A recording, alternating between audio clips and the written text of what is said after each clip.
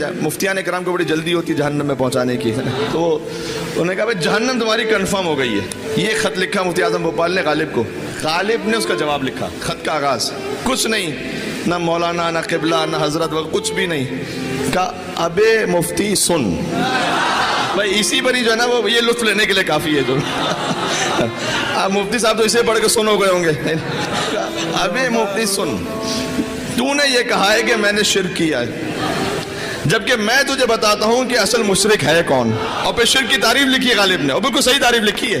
क्या देख, जो खुदा की जात और सिफात और अफ़आल में खुदा के साथ किसी को बराबर करार दे वो मुशरिक, और जो मकाम ख़त्म नबूवत में मोहम्मद मुस्तफ़ा के साथ किसी को शरीक करार दे वो मुशरिक, और जो मकाम विलायत उज़्मा में अली मुर्तज़ा के साथ किसी को शरीक करार दे वो मुशरिक।